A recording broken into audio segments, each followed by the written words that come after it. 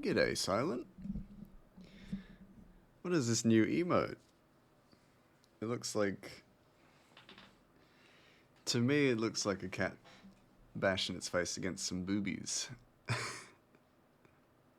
It is? Is it? Or is it a butt? I don't know. Either way, fantastic. Just gonna turn this music down a little bit, even though it's fantastic. Holy crap. I thought I'd try out some... You would be correct. Yes! It's great. I love it.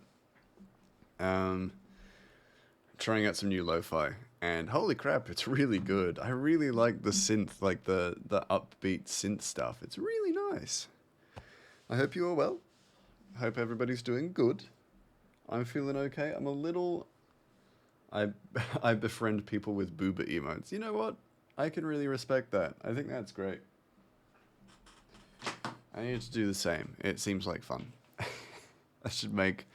I've got one animated emote slot left, and I should probably fill it with something, but I just haven't gotten around to actually animating anything, so I should just animate some boobas. I don't know. I think I talked about a lick emote previously, and I think that might be the go, but we'll see. I might be struck with some inspiration, and then nothing will stop me. But yeah, I hope everybody's doing good. I am doing okay. I am a little bit burnt out, but not from art, just burnt out just generally. So I may be more socially awkward than usual, which is totally okay. But I thought I'd warn people beforehand. So I'm also going to try and, for art streams, keep a little bit better track of what page we're on and how many pages we have left. So as you can see in the stream title, we have a page 10 of 20. So we're starting on page 10 tonight. Understood. Yeah. Not that it'll matter. I feel like I've definitely been burnt out and very socially awkward on stream before, but I've just not provided a warning. Hey Sonna, how you doing? How are you? I hope you are well. Just explaining that, hi baby, oh my god, you're gonna make me blush. I don't know, something about baby always makes me feel very, like, flustered, I'll admit. Even if, like, momentarily. Don't worry, we'll get you off task without trying, like usual. Yeah, absolutely. But that's fine. I'm going to be trying a few different things today. So today is just a line work day. We're not actually going to be doing any coloring. We're just going to be doing line work today. So I'm going to try something just a little bit different, see how things go, see how I feel about it, because ultimately we might do it and then I might be like, nah, I'm not about it. Or I might do it and it might change everything for me, and then it becomes the norm. Nah. What, no line work days? No full line work days? What do you mean? We're just going to give it a shot, I think. My goal is to kind of at least try out different methods, because we are also starting, so this is going to be the second page that starts with cell shading. So we will be doing cell shading as well. Because I tested it out. Actually, let's just jump to the drawing page as well.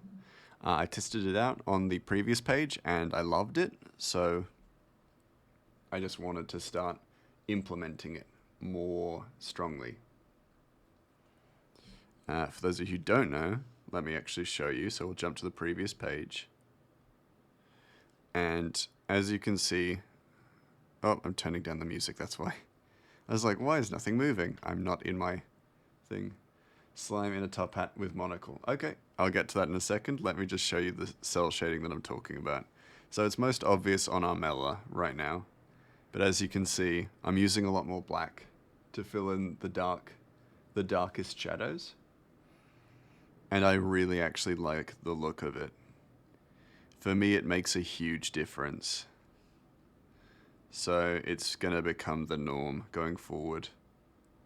And I'll probably do this page. So this panel isn't done with it. Oh, hello, Link. Did I hear cell shading? Yes, you did. You heard correct. I'm starting on cell shading now, moving forward anyway. How you doing? I also realized that I didn't finish filling it in here, but that's okay. Y'all see what I mean with the cell shading. And I really love it. I love the way it looks because it really does add a very unique kind of depth to it all. So I'm down. I'm interested. But that was the previous page. This is today's page. Looks great. It adds a lot of depth. Yeah, exactly. You see it, Sona. Like it's so weird how like just the smallest practices can kind of change things in such monumental and positive ways. So that is something that I am going to actively be doing more as well. Just cell shading. And now let us actually do the warm-up. Warm-up as redeemed by Silent. Slime in a top hat with monocle. Okay. So when you say in a top hat, is he... I mean, I could probably run with it, run with whatever, but are we saying in as in wearing it, or is he sitting in it? How simply expressive you are with my characters. Oh, thank you. I appreciate that. It's, you know, if I can do one thing right, I always hope to make my characters as expressive as possible, you know? Both good options, yes. Oh, that's too broad. That's too thick. Why is that? Oh, that's why opacity is horrifically low. Still wrong. Why you do this to me, brush? Oh, that's why, because I'm using the wrong brush. Mouse picks. Okay. Go with the mouse. Easy as. More than happy to do so. My brain was going, he's sitting in it. And now I can't escape that kind of thought. So, let's make it happen. There we go. Gives extra plane of occlusion. Yeah, exactly. Which gives it the deepest depth effect. Yeah, exactly. Which, you know, is great. And I think for so long I've avoided using too much black. And I think that just kind of crippled my work for such a long time. So I'm really glad that I have kind of just taken the step to actually using black more strongly. One of the things that did actually make me take the plunge was I finally got to like look at some, like I actually more strongly looked at some Hades art, or the art of the game Hades. And I fell in love with that art. It looks so beautiful and is kind of exactly what I would want my art to look like. Or not exactly like, but that is my inspiration for where I want my art to be at, you know? So through that, I am so motivated to kind of pursue that stylization, where it is very clearly not realism. However, it has so much to it. Hades does it so well. Yeah, exactly. And it's so beautiful. It looks fantastic. Hades does do a lot well. Yes, so many hot characters. And one thing that I keep doing is that I keep accidentally making my male characters really hot. Like, it's become a bigger problem more recently with some of my concept art, but I'm always like, ah, damn it, I've made this character, this male character, really hot. And so I'm just like, ah, man, people are going to eat that shit up when this character is introduced. But until then, I gotta, like, give them... Because I like kind of... not... I like non-stereotypical handsomeness or beauty. So I may be biased as well in that regard. But I do really like, you know, things that would be considered more... visually distinct and maybe less stereotypically pretty on faces.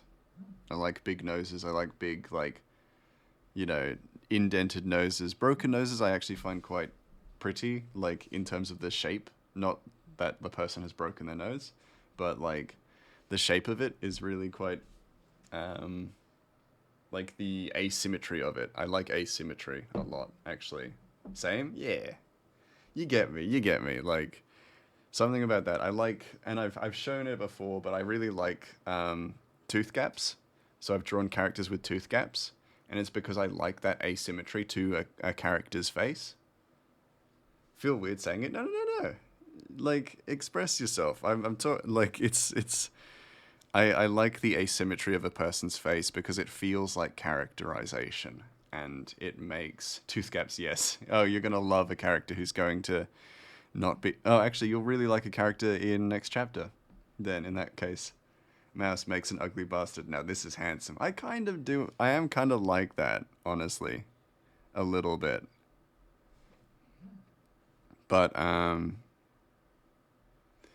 honestly, like it's just I love that asymmetry of a person's face because it just provides so much for characterization, and I tried like my absolute hardest to make a lot of my characters non-stereotypically handsome or pretty or beautiful, and it's because I like the non-stereotypicalness of it or the non-symmetry of it, and that kind of is a joy for me.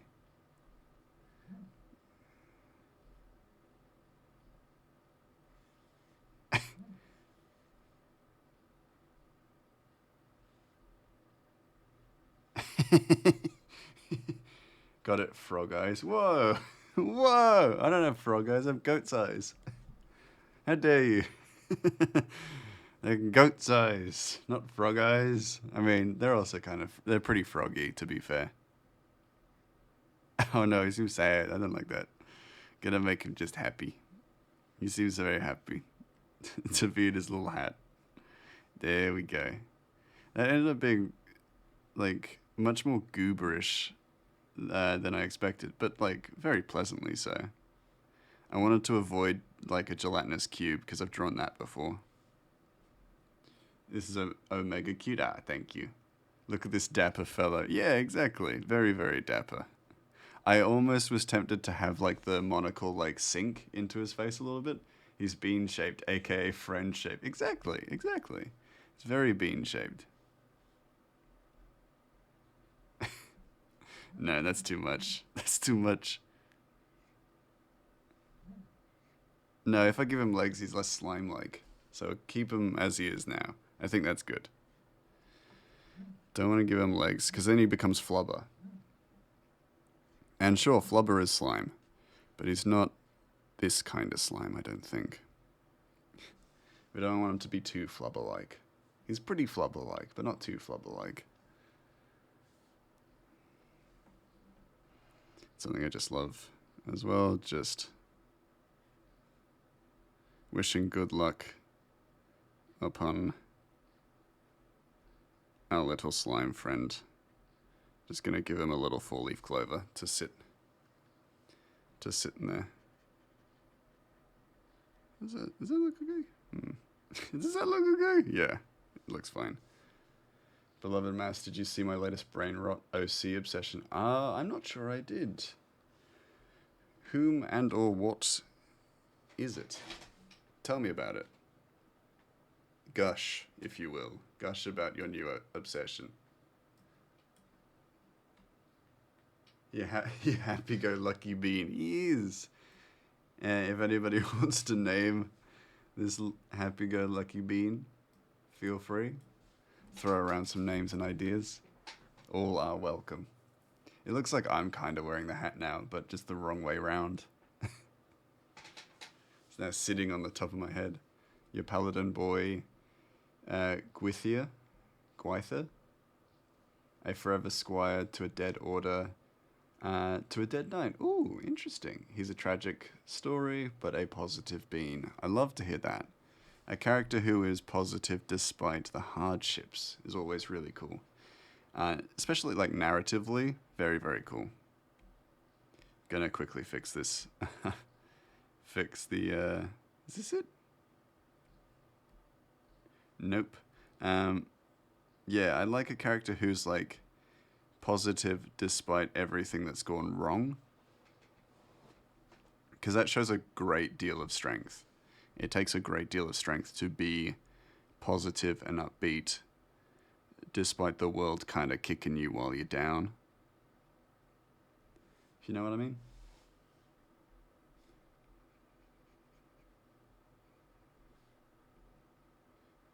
I feel like that probably wasn't a complicated concept, but, you know, I always check to ask. If y'all know what I'm saying. Because that's what makes good characters really good. I made some art of him. I'm really, really proud of making. Ooh, like that moment when you're like, I did that. Yeah. Well, if you feel like sharing it, you are always welcome to either pop it in the Discord or if you want to pop a link through. Links are completely allowed. So if you want to show it off. Give us a visual to your gushing. I don't know why I keep saying gushing to your um, pride. That's the word I'm looking for. Pride. Ah, my ankle. My ankle. And I'll do that one at another time. But we're done there. Give it a quick save, and then we rush over to the new page. I'd be so upset if I were not allowed on Greymaster's stream. Oh no! No, you're always allowed. You seem like a very friendly bean. Oh yeah, links are not allowed. Okay, that took me a moment. Thank you so much for explaining it to me. Otherwise, I would have felt like you'd done something wrong, or I'd said something that I mean I did say something that alluded to you not being allowed. But if I'd said something like, "Oh, I don't like these kinds of personalities," then I'd be like, "Oh my god, I take it back."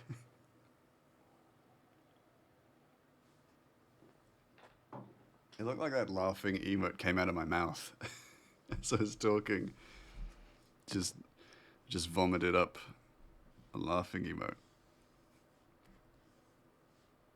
Which is kind of cool. Oh, no, not that one.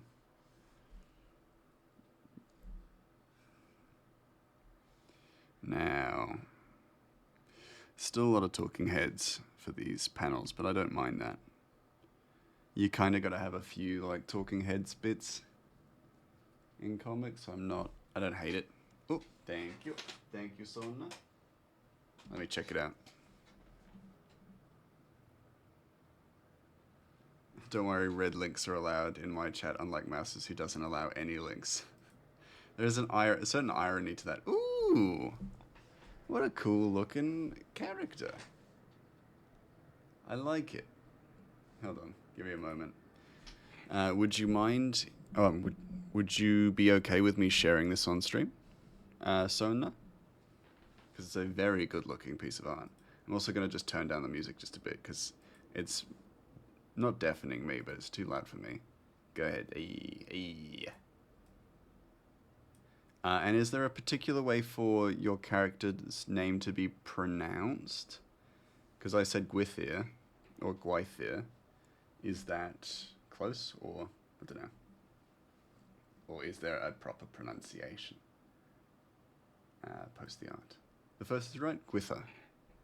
Gwythyr. Ignore Son sending a link. He's sexy and breaks Mouse's rules. Hey yo, Creo, how you doing? Why, it's the Gramus. Oh, Gramus. Hello, how you doing? Punga, show the art. With it. There you go. It's an Arthurian character name I found. Oh, okay. The GWY kind of names. Ooh. I mean, the detailing is very, very cool. I didn't mean to zoom in that much, but very, very cool. Here we go.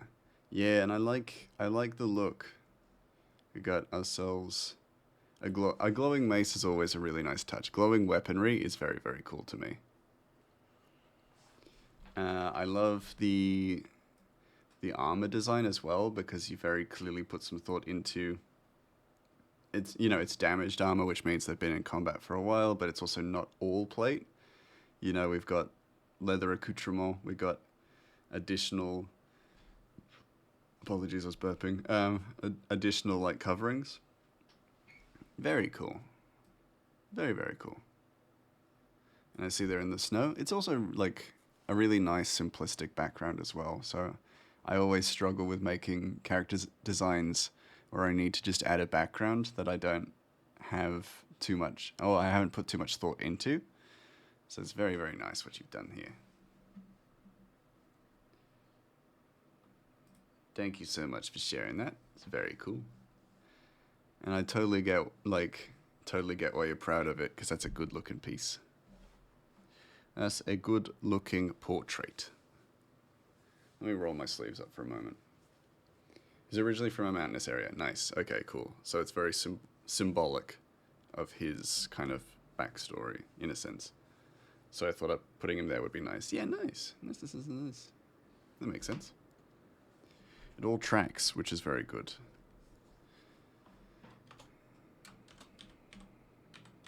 Nothing worse than a piece of character design that doesn't have, like, that has a completely, like, random background.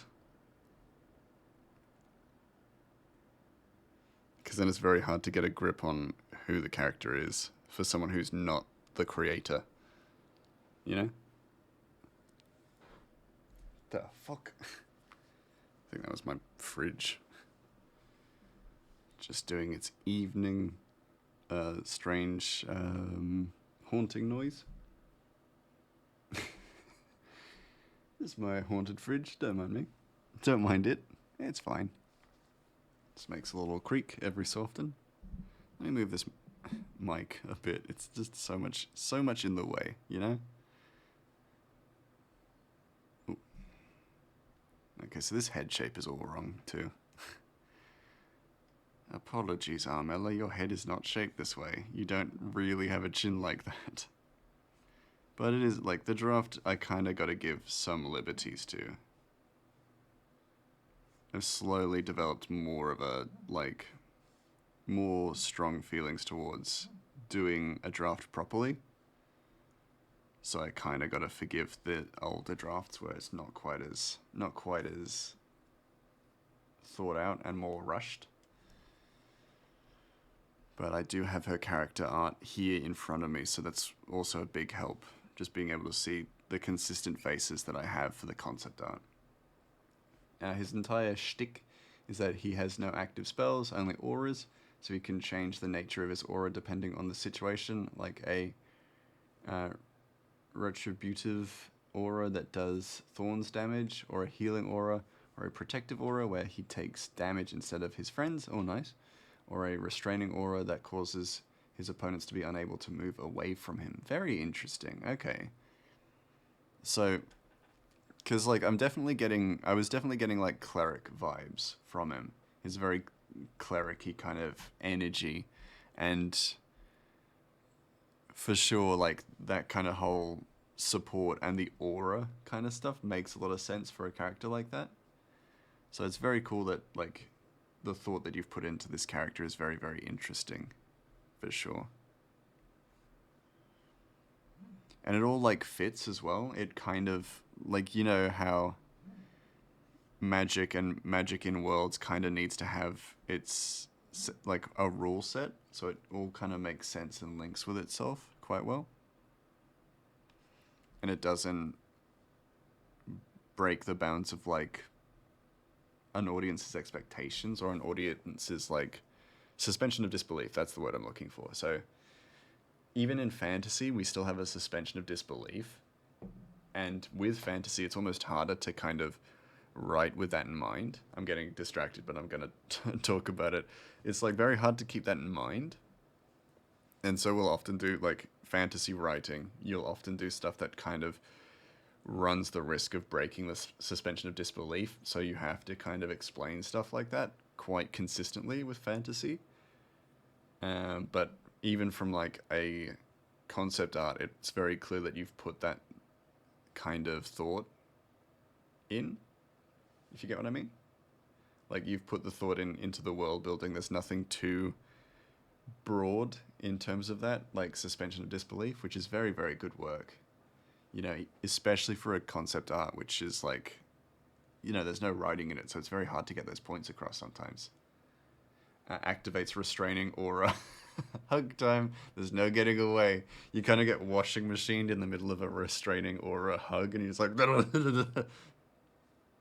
He exists in an alternate World of Warcraft universe. Ah, okay, cool. Yeah, that makes a lot of sense. You make me blush. Nah, you're all good. You're all good. You did the work. You deserve the praise.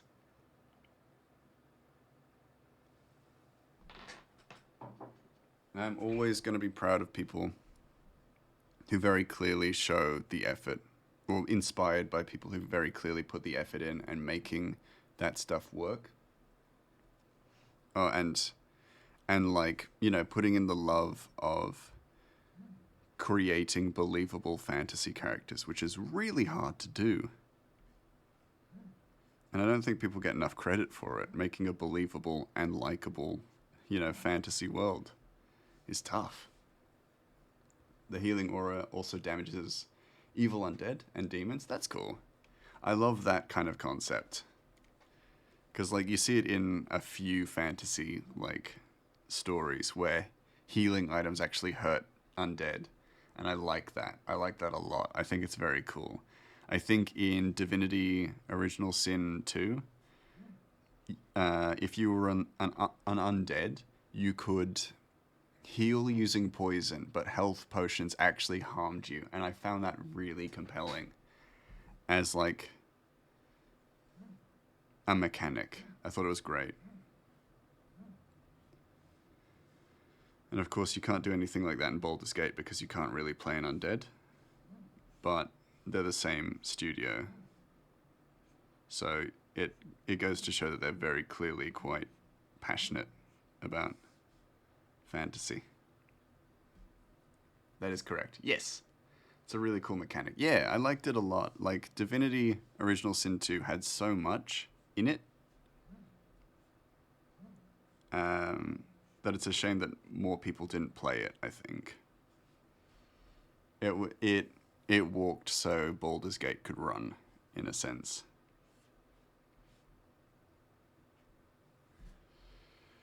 In Minecraft, you can damage undead mobs with healing potions, but heal them with damage potions. Yeah, interesting. I like that. I love that concept so much, or that mechanic so much, because it's just like now with what we know and expect of fantasy, that makes sense.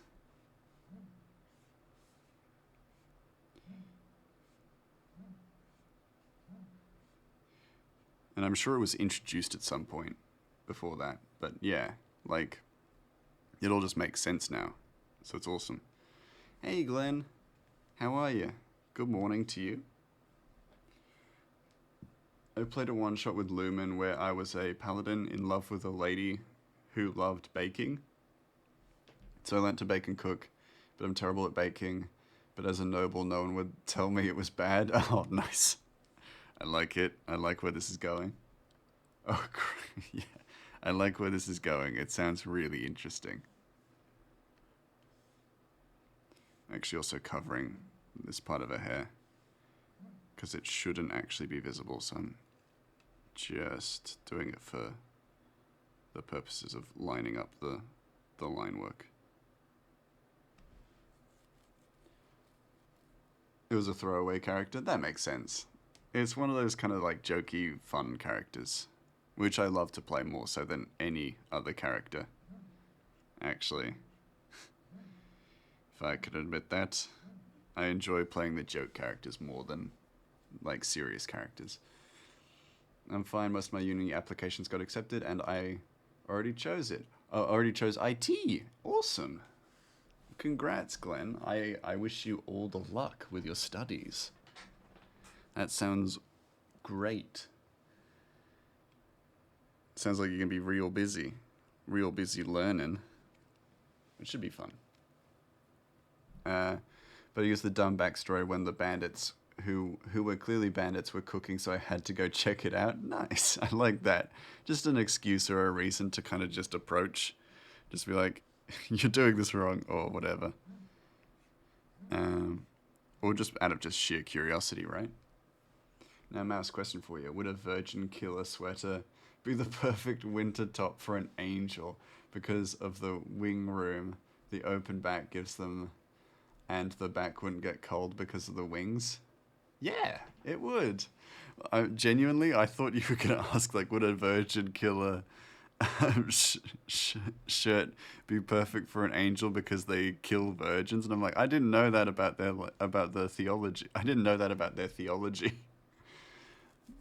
Oh yeah, because angels are notorious for killing virgins. And I'm like, what? I thought you were going to drop some lore on me. I don't get it. Why the virgins? Yeah, why are they killing virgins? No, like from a design standpoint, they are probably perfect for angels because they got that open back, and they'd be quite easy to like tuck the wings in through because that's also like a big question about clothing for angels. It's like how do they get their wings through it and then wings out of it, right? Because like some designs have angels have like clothing that clearly has holes in the back, but it then looks really complicated to get into or out of. And then it never actually answers the question of how do they actually put them on. So the demons are the ones to sacrifice virgins. That makes sense. Yeah. Angels wouldn't kill virgins, no. They would praise them and protect them, right? Protect that virginity. You're right, demons would wear virgin killers too, just for the namesake. But then also demons do have wings too. So I guess both have merit. It's that handshaking meme where it's demons, angels wearing virgin killer sweaters.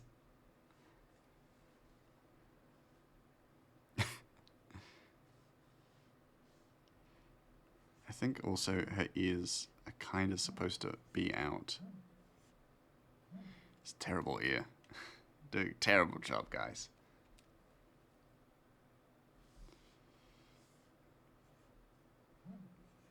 I'm gonna just put the ear in, and then I'm probably gonna remove parts of it, as I've done with the hat.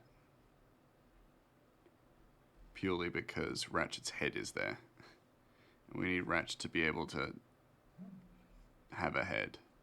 Because he's kind of important to the story. Not to spoil anything, but he's kind of important. It is called Ratchet and the Beanstalk Brigade for a reason. And if you're going to bring up the lack of sleeves on the Virgin Killer, we can give the Virgin Killer sleeves, but we can also switch it up and give the Angels opera gloves, since they go all the way up to the arm. That does make sense, yeah. Thematically, that does track. I like it. I love the thought that we're putting into this. I love the thought that you're putting into this, Silent. It's real good, like, world design. Not world design. Fashion design. It's beyond worlds, if we're being realistic.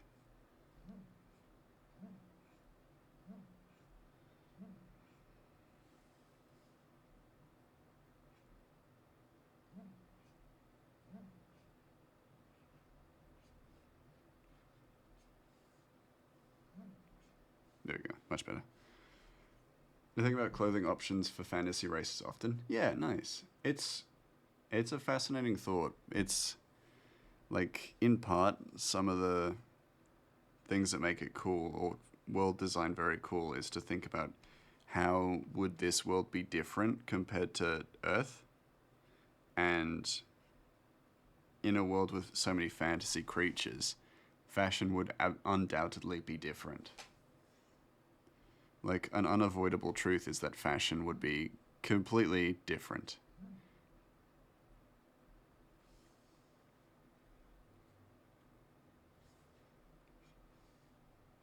And I love that. I'm so into that. I think that's so cool. Because, like, centaurs, would they wear pants? Would they wear pants?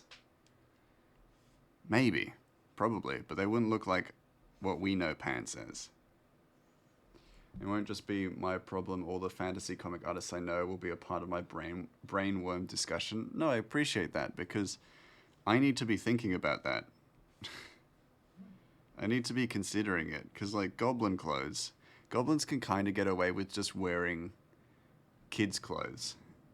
But then also, if they wanted, like, tailored stuff, then do they go to goblin tailors or do they go to tailors who know goblin proportions? You know, how far does it go? Where's the limit? In my world, centaurs have human feet. What the fuck? You're welcome. That's a horrifying mental image. I'm gonna burn your world to the ground respectfully for that brain image, yeah. Wait, Silent, are you burning my world to the ground or Cryos? Because I don't feel like I've earned that. I don't think I've earned that response, right? Surely not. It's a very weird little head this goblin's got. One thing I do have already in the world is that goblins primarily go to goblin cobblers, so goblin shoemakers, because goblins know goblin shoe sizes. Because goblin shoe sizes are a little confusing. Most of them don't use, like, you know, men 11s or whatever. They use rock sizes, so small, like pebble, pebble, stone, large stone, and it's very goblin-esque. Does your world have human-feeted centaurs as well? No, not that I can think of. I like the image of a centaur with human feet. No, no, it's terrible. Human feet centaurs. The only thing that is scary will be them having feet for hands. That way they can climb ladders. Oh god, double the grippers. No! The mental image. No, it's horrifying. A centaur climbing a ladder? Oh god. That's not good. Mental image. Free yourself from my mind. Then your world doesn't get burnt. Oh, thank goodness. Why would you want to burn this world? It's got Ratchet in it. Ratchet has human feet. But he's allowed to. It's not weird when he has human feet.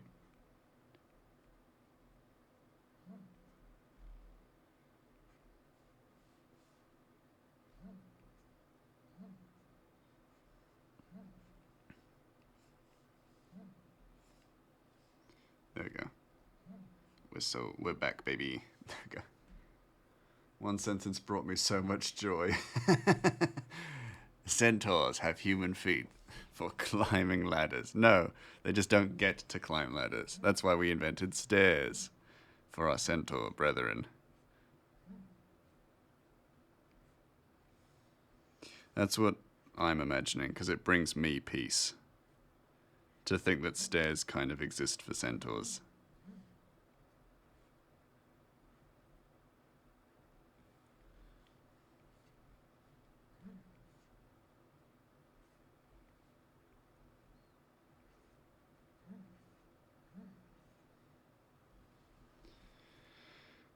A professional tap dancing crew of centaurs. Okay, well that leads me to my second question. Because centaurs in your world have human feet, do they have shoes? Do they wear shoes? And if so, why? And second, if so, if they don't wear shoes, do you just hear like 4 pitter-patters of feet on like hardwood floors when a centaur is walking through a house? This is a terrible way to draw. Yeah, that's awful. Ugh, yucky, yucky, yucky. I dislike it greatly. And how do they wear shoes? Yes, because they got to wear shoes now. Oh shit, because they got human feet. Flesh slapping cobblestone. Oh god, the mental image. It's all horrible. I hate every bit of it. Every ounce of this. This conversation is over. Stream ended.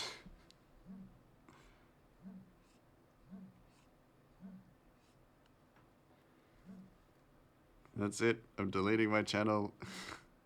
Stream is over. I'm going home. And the ladies centaur all wear heels because I said so. Oh my god. I'm a malevolent god. That would be so uncomfortable for the lady centaurs. They have to stand at an incline twice. Like, heels already are uncomfortable. But 2 sets of heels. Murder. Murder on the feet. Clearly a malevolent god. What a cruel, cruel world that Cryo has created. No, like, how do they reach their back feet with their hands? With their hands to tie the shoes? Well, my assumption would be they just have Crocs, slip-ons and stuff. I don't think they'd be able to climb shoes.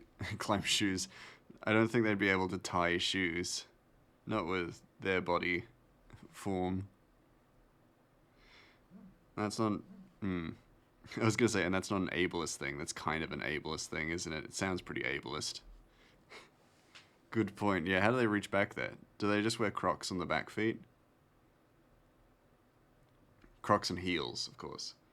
They only wear shoes on their front feet. Oh, dear God. What an existence for these poor centaurs. You're a cruel god, Cryo. You're a cruel, cruel god.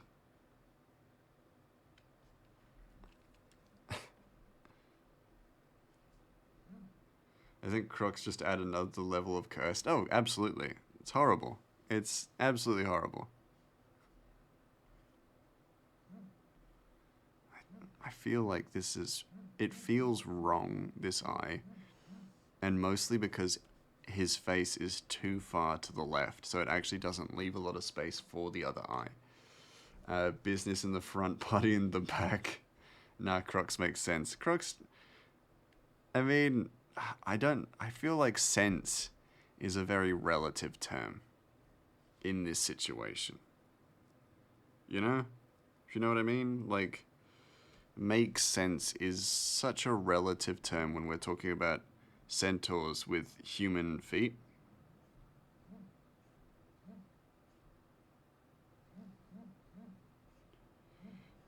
And I can't stress that point enough, you know? I feel like his whole head should just be bigger, really, realistically. That's okay, we've learned.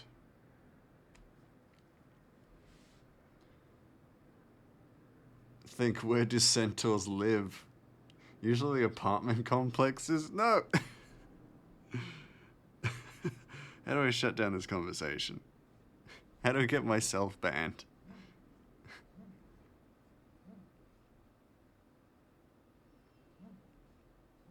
So that this conversation doesn't continue. They live in plains biome. Quite you. It's quiet.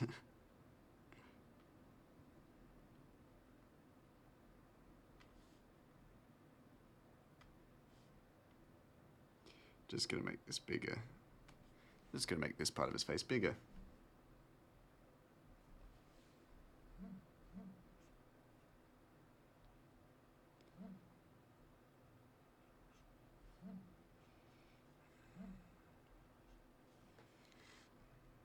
It's weird. I don't know, I don't trust this face. I don't trust this Ratchet face. I mean, I know why. It's because his lower... I mean, there's a lot. That's just not him.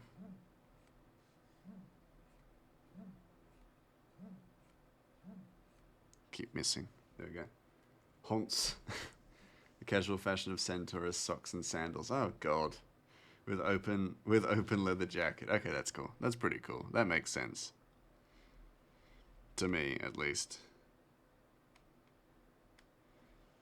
And it would be crazy to think they wear pants. Yeah, that's definitely the crazy part of this conversation, to think that centaurs wear pants, so at most they wear an apron. An apron. Hello, Cap. How you doing? Hello, it's so lovely to see you. Don't know why my voice went so high-pitched there, but it's lovely to see you, Cap. How are you? Sense is a relative term, beloved Mass. That's a fair point. Oh, thank you so much, Cryo, for gifting a sub to Captain Vague. Whoa. Get another gifted sub. Thank you so much. That's very, very sweet of you.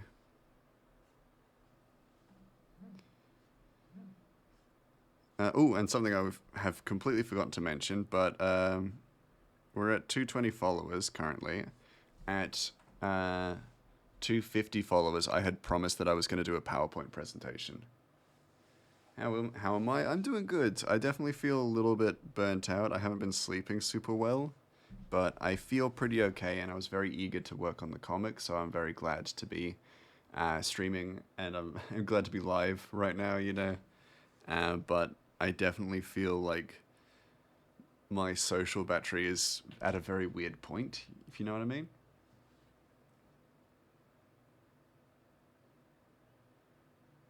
Oh, Captain Vague. My god, I read that completely wrong. Thank you so much, Captain Vague, for gifting a tier 1 sub to Cryo. Just, I saw the names and I was like, oh yeah, that sounds about right. uh, gloves without fingers. No. Fingerless gloves on centaurs? We're currently talking about centaurs with human feet. So, I mean, I definitely feel. Thank you so much, Link. But I definitely feel better because of these conversations. It has restored a lot of my, uh, like the good feeling juices in my brain. Uh, have you considered eating my battery or throwing it into the sea? Definitely. That has definitely come across my mind. I would love to replace that battery, but I just can't. If I replace the battery, I lose the warranty. Also, demons probably produce no body heat. Probably not. Unless you're Karlach, then you produce a lot. But she's not a demon; she's a tiefling, so that kind of doesn't count. Fuck the warranty. That's fair. Yeah, may as well. I've been using it for what 26 years. May as well chuck it out. Reset. Don't deserve this the sub. No, you definitely deserve the sub, Cryo. You're great.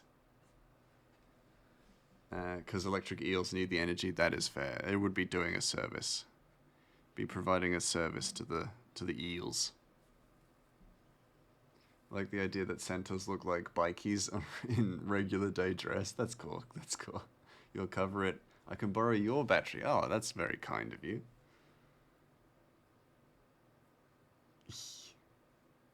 They are the embodiments of Bikey just being menaces and roaming in gangs.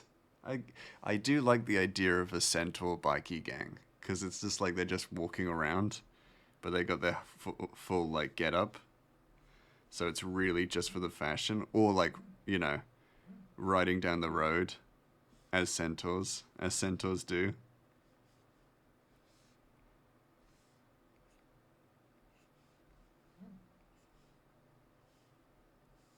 Let me just.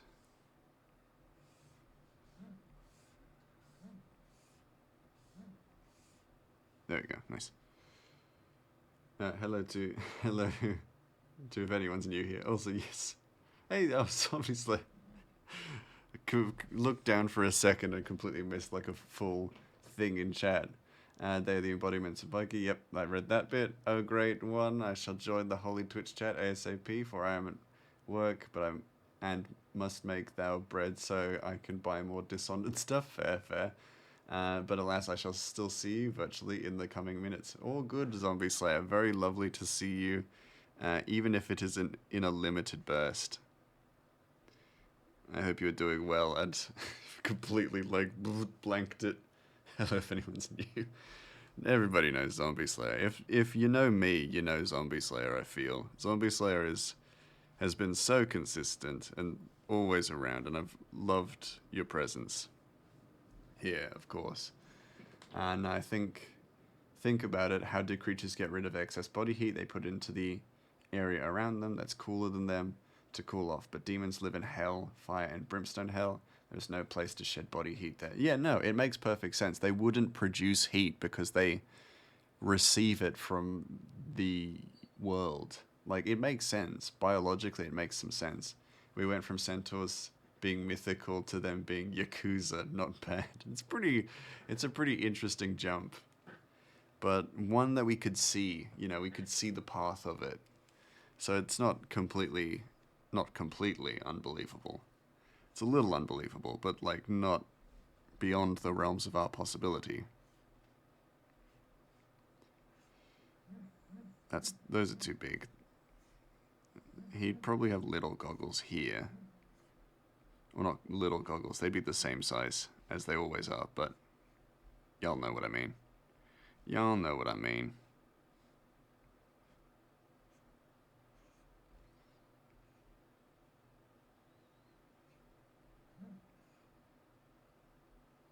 There you go. Sort of.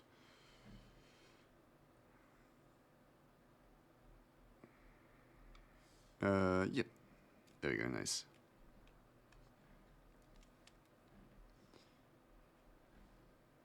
Is bitrate looking sort of normal? Always kind of check in on it. Every now and then when the internet's particularly weird. No, you make a good point there, Silent, that I don't think demons would produce heat. Unless they were like fire demons. But that's like a notable exception, I think.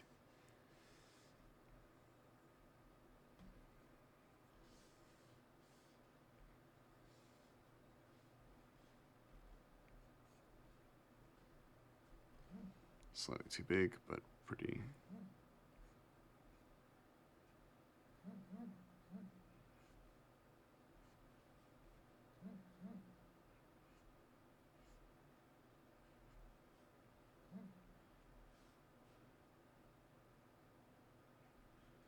How's that? How's that? Is that good? Nope. Try to get. Try to get. The littlest lines always causing the most trouble for some reason. If it's not a circle, then it's just like a single slightly curved line, always causing me the most trouble for some reason. Now, my issue beyond that is that this is a very weird curve for Ratchet's head to have. So I'm gonna need to alter it ever so slightly.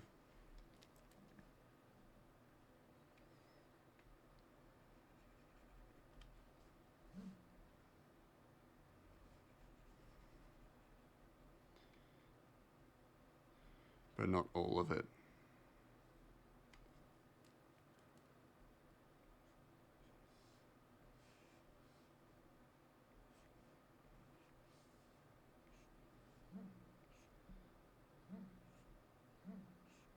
So good? It's kind of good. Meh. It's kind of good. There we go. Demons. Unless hell is normally ice cold without heat, then demands... demons must produce a lot of heat to make it into fire and brimstone hell. That makes sense. I feel like there would be different... Like the 7 circles of hell, there'd probably be different circles of hell. And I think there would definitely be a cold hell. Blessed be your day. Because I don't think all hell is like fire and brimstone, at least not in D&D sense. So I would assume some demons, in that sense, some demons would produce heat, but not all of them. The fire and brimstones one probably wouldn't. However, the cold nothingness ones probably would.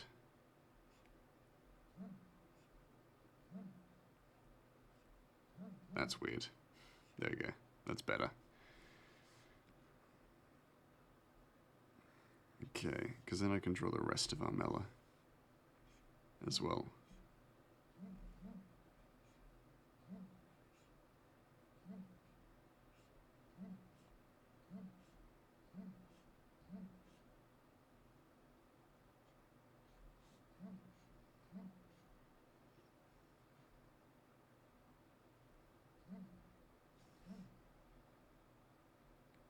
There you go.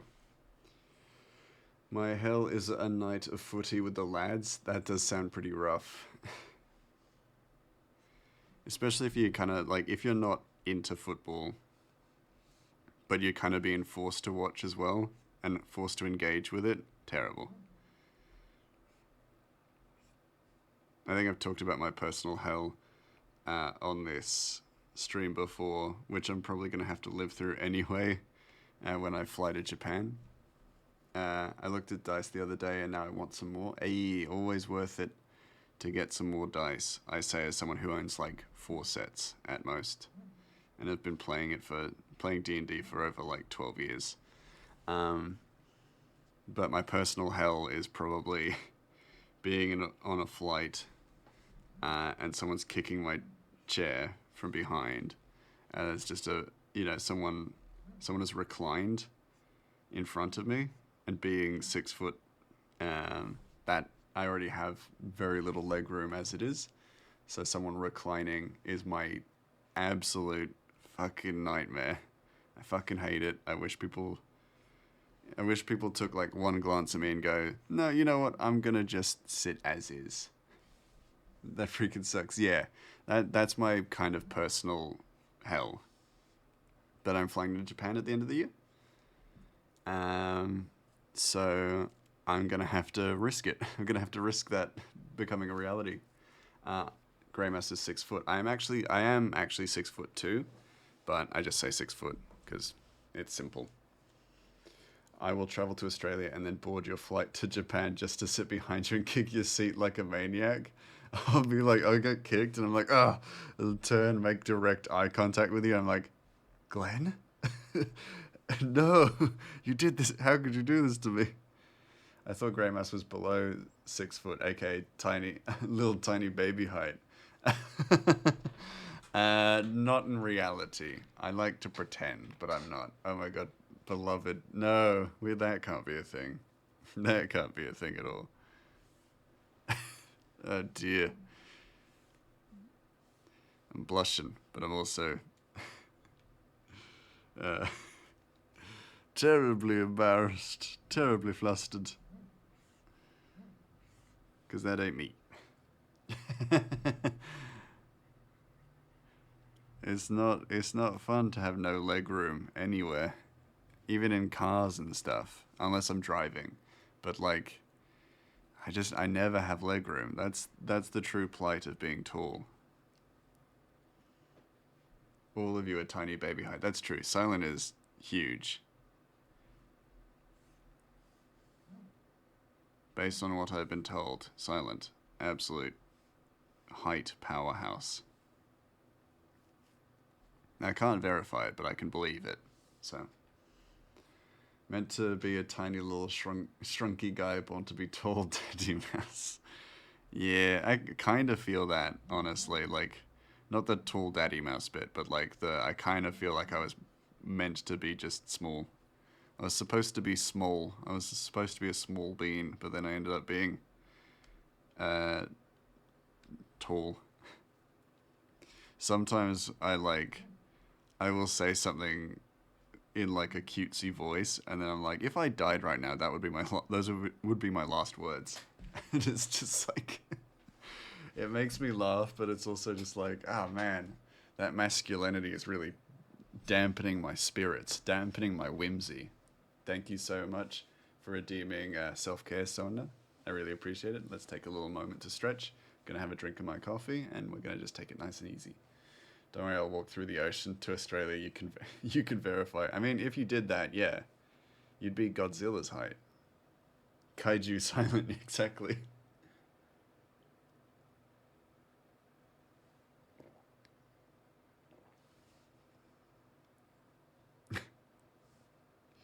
So I finally cleaned my coffee machine as well. So I've actually got actual brewed coffee, and it makes a huge difference. I feel so much better with actual brewed coffee, just available for me whenever.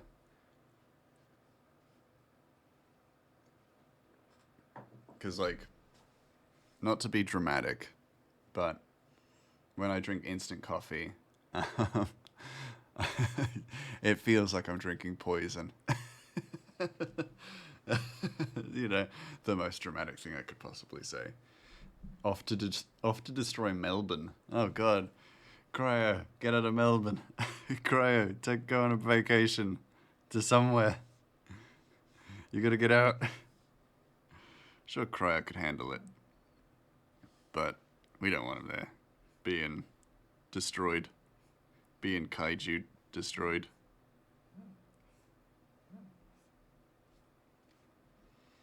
Is that...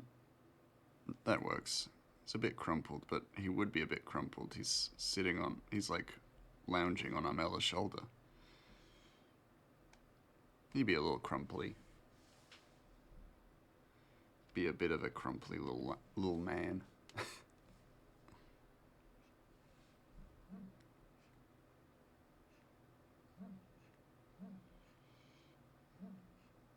There we go.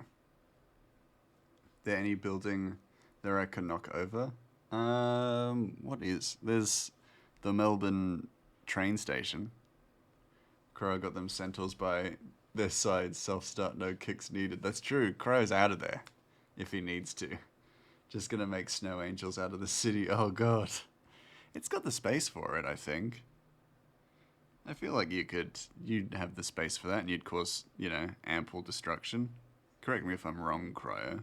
Or any Melburnians who know better than me, because I've been to Melbourne once. Well, I've been through Melbourne a lot, but I've been to Melbourne, like, once.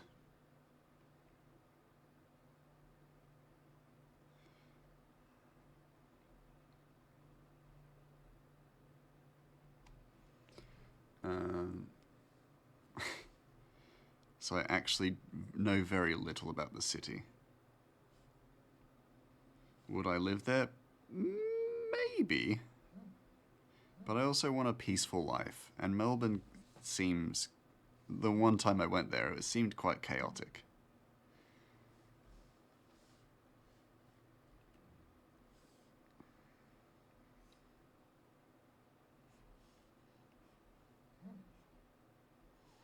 Kind of going off-piste now. His boot, little ratchet butt. I might need to reframe a few things, but that's okay.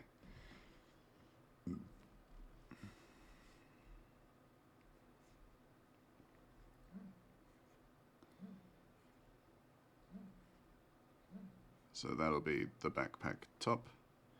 That'll be on my Armella's backpack. Anyhow. Be where Ratchet slumps over. Would it be, or would he be like more that direction? I'll start making perspective lines. Or perspective lines cleverly hidden as bits of Ratchet's armor.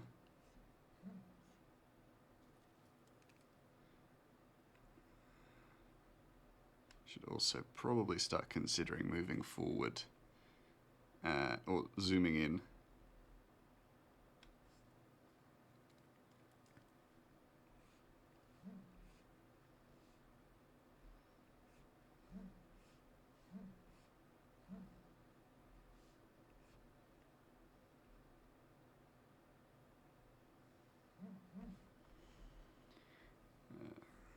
Yes. And then down. There we go.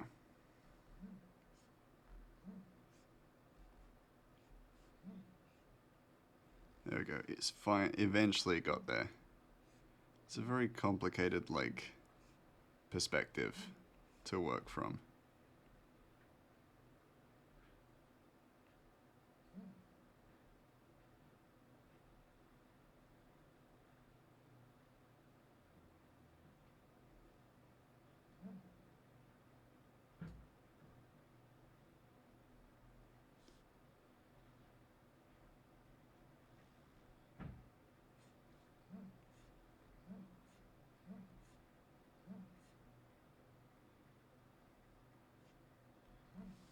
Very confusing. Very confusing perspective.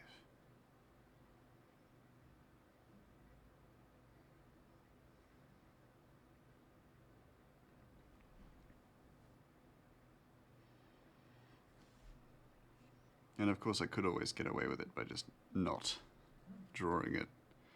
But do we know me as someone who would do that? Nay, not at all. I love to draw complicated things for myself.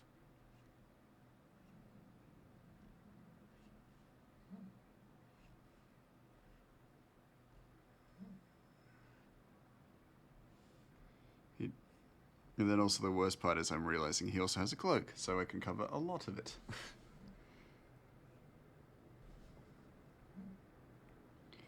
But then kind of the thing about the cloak is that it kind of needs to drape in a way that makes sense for his position. There we go.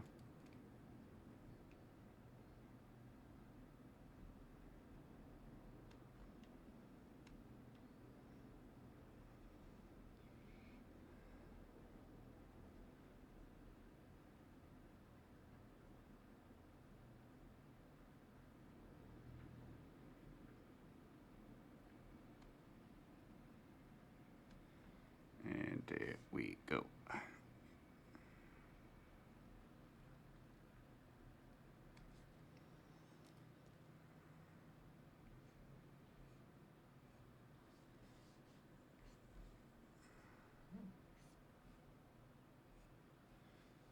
And then once I add the cell shading and stuff like that, it's probably going to come out very, very different too, anyway.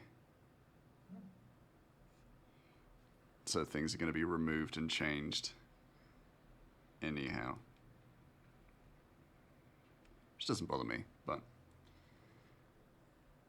it's the thing. It's like I'd rather do things right than do things quickly. As correctly as possible, you know. Now, before I move on, I need to remember what was on Ratchet's belt. On that side. I can always look back. Don't read the... yep, it was Adatohu. Cool. Don't read the comic. So, Adatohu. Cool. The other bits that I was like not struggling with, but working on, I just erase anyway. Because we have Adatohu to fill in. Or to add to the scene.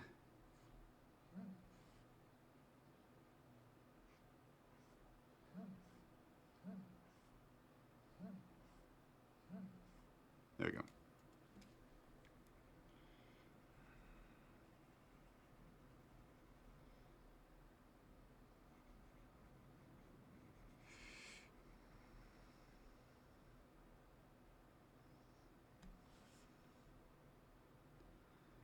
And when it comes to line work, some parts of this process are just like carving out pieces more so than really fully drawing, which is cool because you kind of, it means the image is there, or what you are planning on drawing is there. You just need to kind of refine it more so than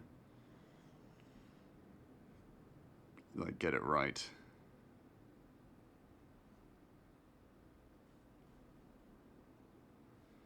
Or at least get it right initially, which I appreciate because it alleviates a lot of pressure.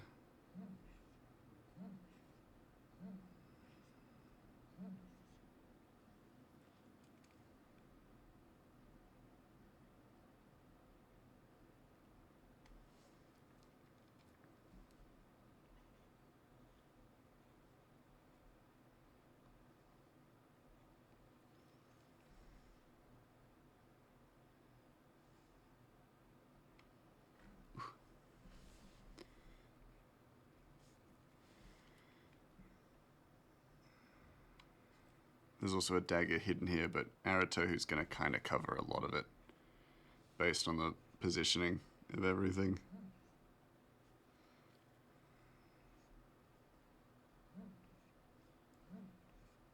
Aratohu? Yeah. That is how his name is pronounced.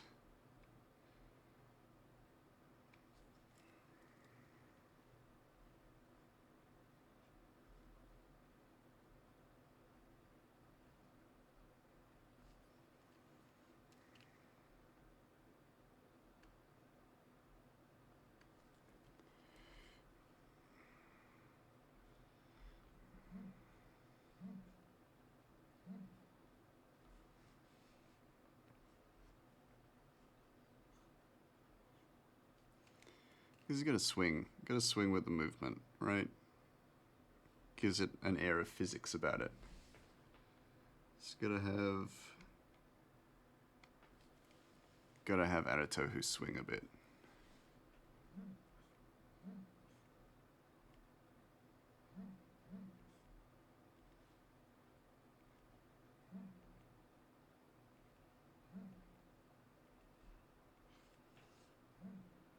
This little bee butt.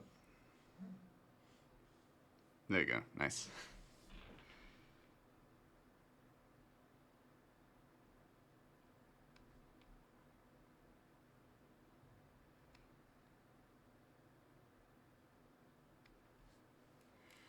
Okay, there we go. It's going to be a lot of just filling in lines, then erasing for a little bit.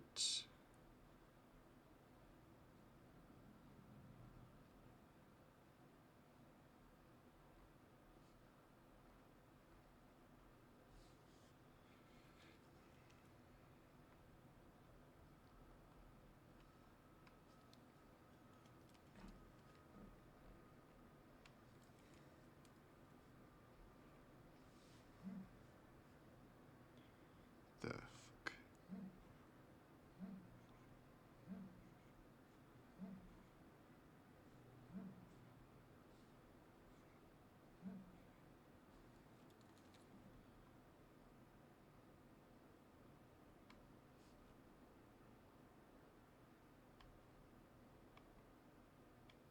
Yeah, okay.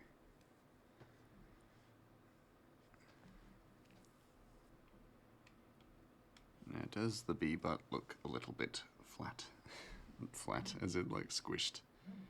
Kind of would. It would squish a bit.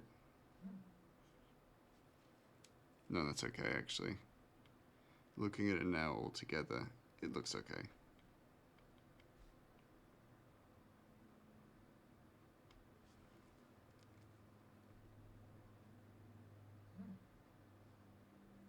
There you go. Nice.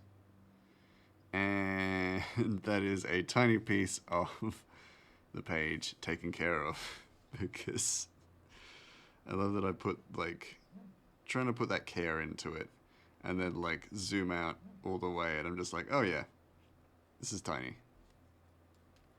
So a tiny little bee on what is a relatively large and detailed panel. Do I feel like it is time wasted? Never. Do I feel like it is delightfully elegant? Yes. I've been watching Spy Family, if you hadn't caught that. Rewatching Spy Family, sorry, I should say. And I know there's a lot of anime on my list still, and most of it isn't Spy Family, but I do what I want. I do what I want. I watch Spy Family if I want.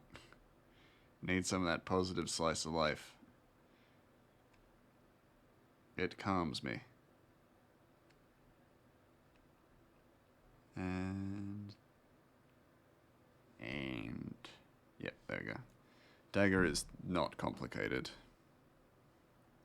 I should probably draw the rest of it, but just make sure this bit's done at least.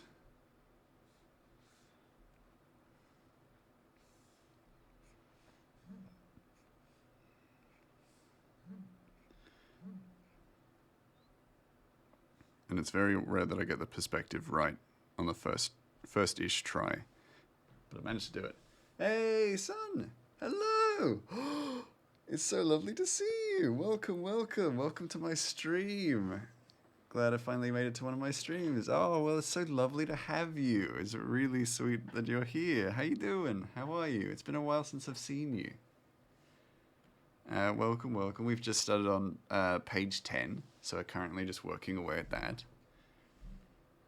Completely forgot to draw one of my characters' faces, so we've still got plenty to do. But we're just doing line art today, so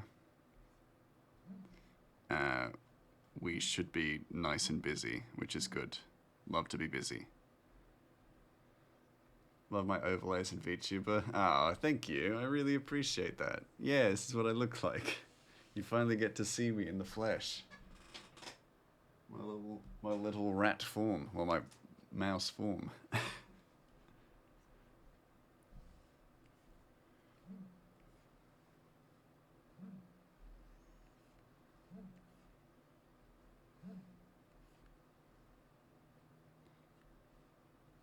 For those of you who don't know, Sun does some absolutely fantastic cosplays. Also a streamer like myself, but absolutely amazing cosplayer, doing some really amazing little like process work, which is super cool.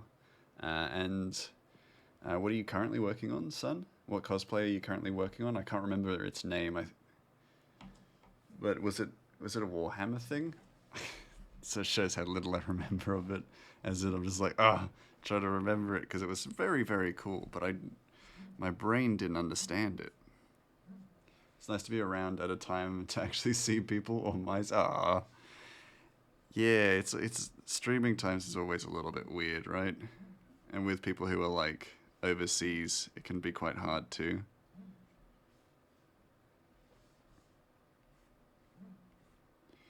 Because like I try my best to catch the lovely English streams, but I always feel like it's either too late or way too early for me, and that can be tough. You're back? Just had dinner. Fair enough. Very nice. What did you have? Chicken nuggets. Chicken nuggets. Those eyes are very low. But they're drawn, so I'll just move them up. The chicken. Hey! It's kind of close. Drumsticks. Ah, very nice. Very, very nice. Just as good, if not better, than nuggets, but it's hard to beat nuggets. Let me draw this right.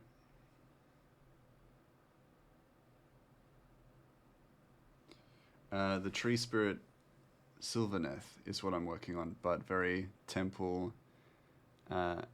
Very tempted to side quest into a dungeon meshi. Oh, that would be so cool. Who are you planning on doing? Who are you planning on doing for dungeon meshi? Because there are so many good choices. Honestly, like their designs are so cool that any one of them would kind of be awesome to cosplay. I'd love to do a Senshi one, actually, honestly. I may be slightly too tall for that, but I'd still love to do a Senshi cosplay. I'd probably be better at a Laos cosplay, if that's how you pronounce it. I don't know how to pronounce his name, but Laos. I'm probably more suited for that. But even so, I'd love to do a Senshi.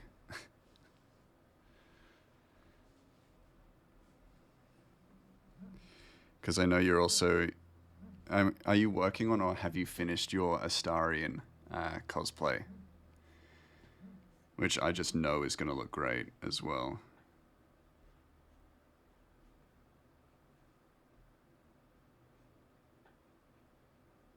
Is that her eyebrows really bushy? A little bit, yes. Dungeon Meshi is so popular right now. I'm actually kind of tempted to do like a Dungeon Meshi costume for Halloween this year. That'd be awesome. They're all amazing. Yeah, you adore Senshi, of course. Who doesn't? He's so good. But I love the Mad Mage Thistle. Oh, yeah. I vaguely know of Thistle. So, to reveal, I actually haven't seen any of Dungeon Meshi. I'd love to, but it's not easy to get in Australia. I'd love to read the manga, but that is we don't have distributing rights here in Australia, so it's actually really hard to get for me right now. And I'm just like, I'm very not annoyed about it, but I'm just like, damn it! I want to know what all the hubbub is about. I see little bits of it. I'm like, it seems amazing. It seems right up my alley. Food, fantasy, dungeons. It's all exactly what I'm looking for. And I can't get it. Can't find it here. It's a nightmare. Oh no, that sucks. It's pretty rough, yeah. Who's cosplaying as Hot Chicken Dragon Lady? That's the cosplay we need. I would not be surprised if people were cosplaying as Chimera Phelan? Question mark? Son, you'll know better than me. Phelan?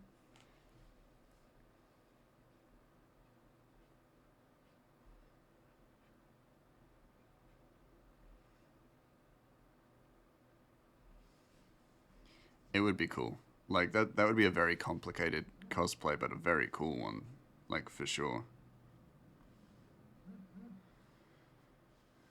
Like I'd love to see it. I can't wait. I can't wait to watch it eventually. One, when I get time, and two, when I'm able to find a streaming service that I mean, it's on Netflix, isn't it? So I feel like I could watch it if I had Netflix. That sounds right. Yay. Yippee! I don't know. I have no idea.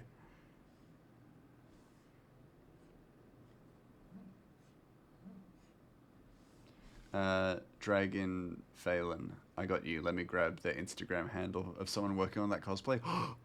There is someone. There is a name. And also you're free to post links in chat as well. You don't need a permit, so feel free to post it. When you do, because holy crap. We asked and we shall receive. I knew Sun would know someone as well. I feel like, yeah, Sun would know. Know people. I know a cosplayer. Sun would say. I imagine Sun saying, I know a cosplayer.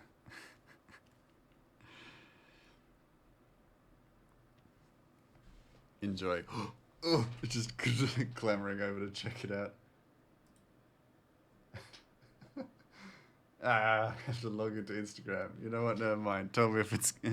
I can only assume, and I have no doubt that it's probably great. I clambered over to my Twitch to check the link, and it's like, log into Instagram. I'm like, oh, fuck. Damn it. I'll check it out after the stream in that case. Or I could just grab my phone. Laura Cosday. That's a great name.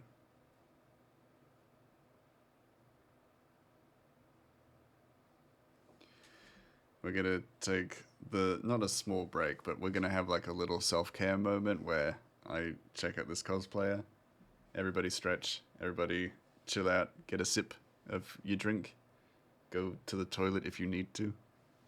The login thing is the worst. Oh, absolutely. The fact that I don't have my login stuff set on my computer is, a big mistake by me because it's just like it's such a faff to set those things up, so I should just do it beforehand. Cause they. She's got a Minthara cosplay. Oh god. Oh no. I love. Oh, yeah, I love Minthara as a character. She does Nemesis also. Yeah, it's fantastic. And the little pieces that she's showing right now are so cool. I'm gonna give her a follow. Thank you for pointing this out to us, son. Just seeing like little bits of like the Minthara cosplay, and I don't know the character's name, but she did a Hades 2 character as well, and it looks so fucking good. So freaking amazing. I don't know why I censored myself on the second run when I had already sworn, but I'm so enamored and inspired by cosplayers because it's such technical work that it's so, and when they like finish them, they all look so amazing that I'm always like in awe of cosplayers.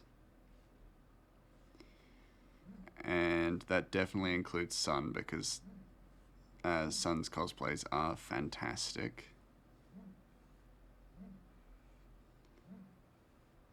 And actually, while I'm gushing over Sun, let me just give you a shout out as well.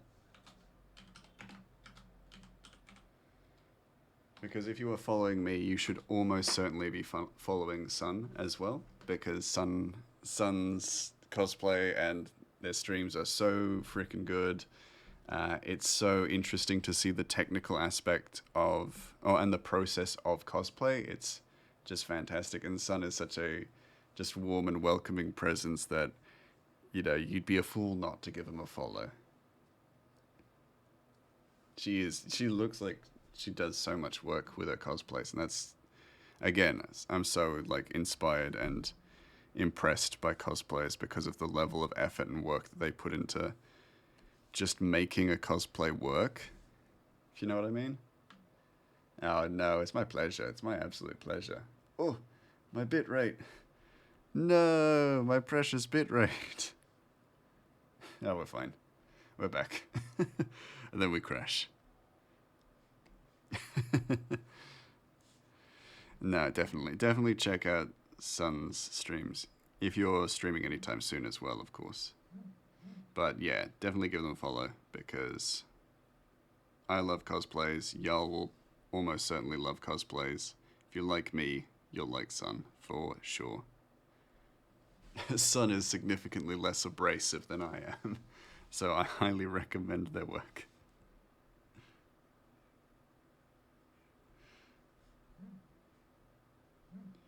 Oh, let's get this tongue right.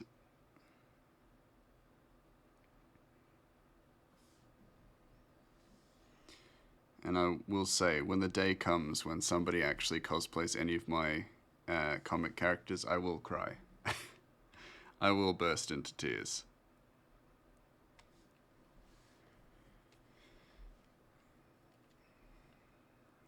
Because that's definitely one part of the dream, you know. If I ever saw someone who was cosplaying characters that I had made, I'd lose myself. I'd just cry. As soon as the thesis is submitted, hopefully today, I'll be back to crafting. Fair enough. You don't want to overwork yourself, so I'm glad to hear that you are, prioritizing things, making sure that you're not overworking yourself. Streaming comes last, I always say.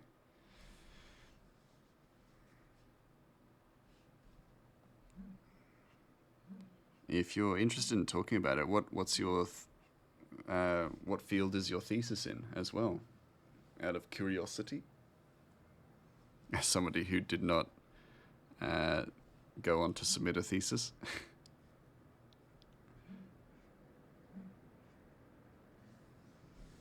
But has a vague knowledge of psychology. Please tell me about the comic. Oh, yes, of course.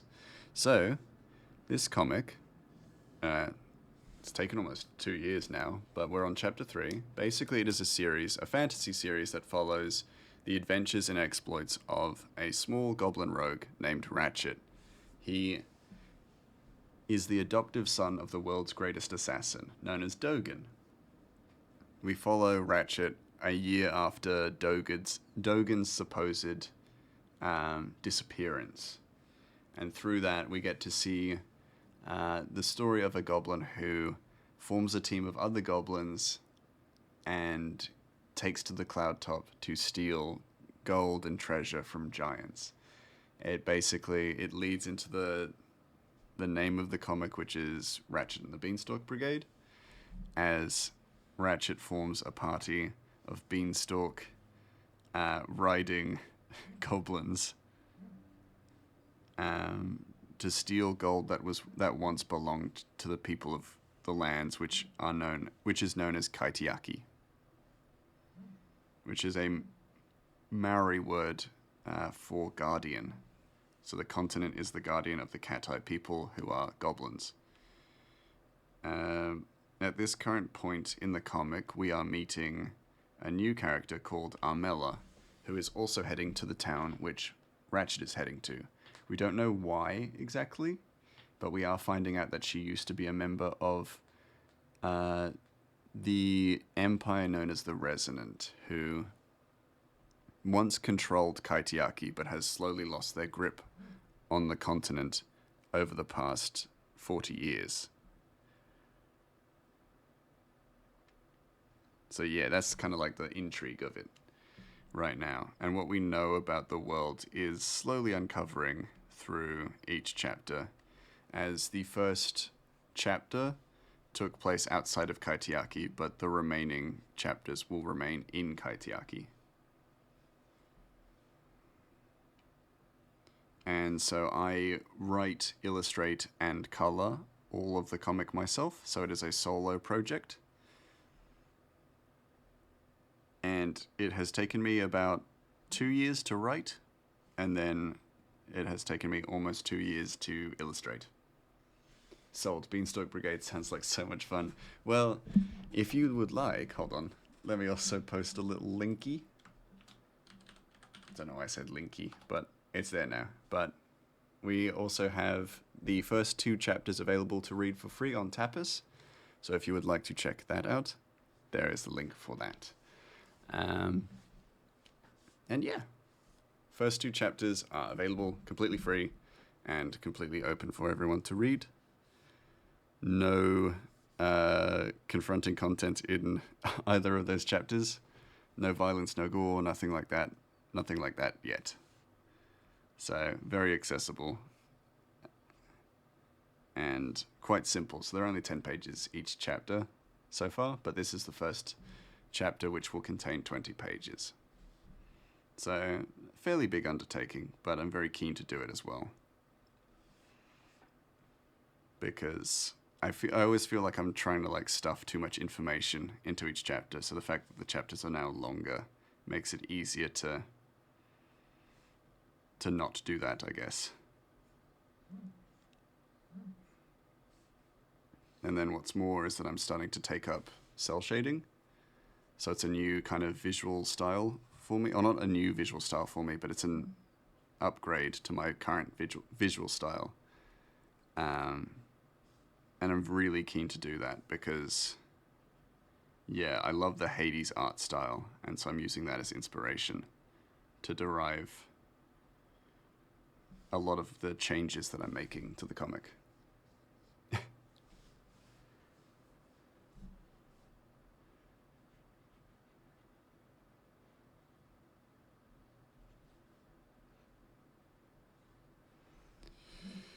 It's kind of at that point in the line work stage where I am going to actually start cell shading as well. So, Sankoi, yeah, the whole gang's here. I mean, not the whole gang, but most of us.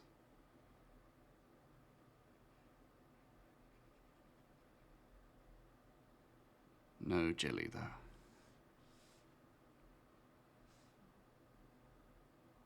And yeah, it's a very, like, the cell shading is very new for me. Actually, hold on. I'm going to do it on a new layer just in case. Because I feel like I feel less prone to mistakes then.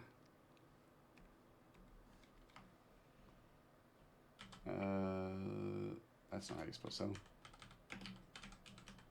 Currently in low audio mode because I'm making a playlist for Gwyther. Very nice. I do that too. For any of my fantasy characters, I make a playlist for them. Because, like, that's how you get into the head of a character. Got to know what music they'd be into.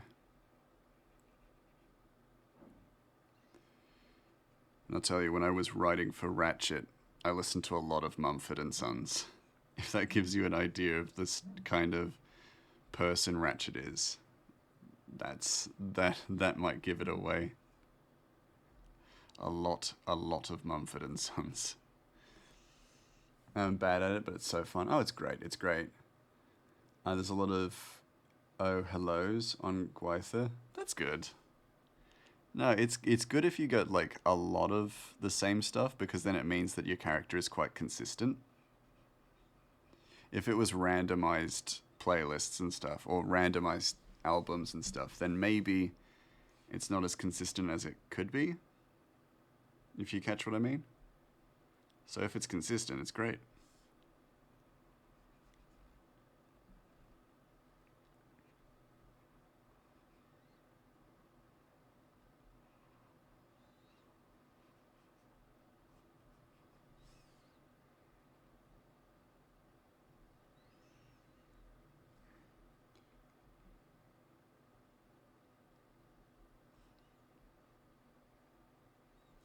The cell shading is still so new.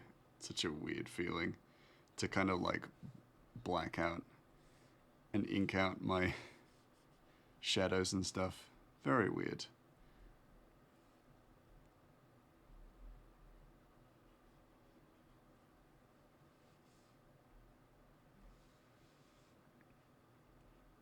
Oh jeez, jumped way too far.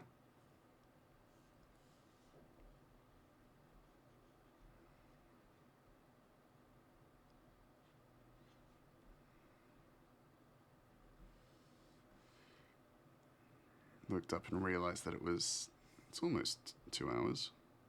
It's weird how quickly that time kind of passes. You know? Because I always expect it to feel longer.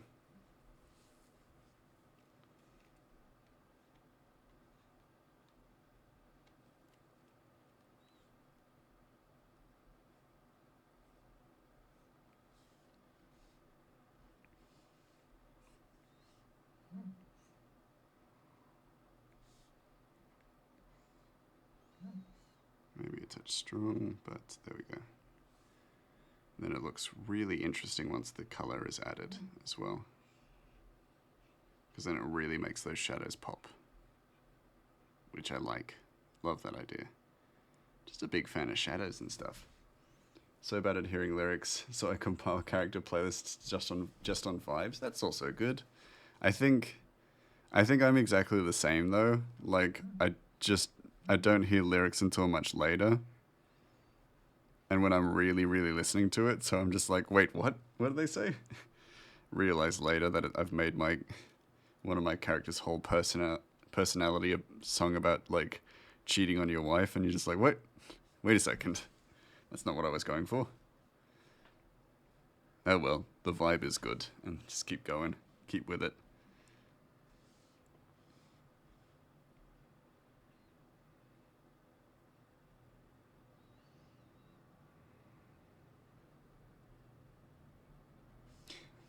I'm gonna stick with it, even though it doesn't suit my character who's loyal to his wife, to his dead wife, at all.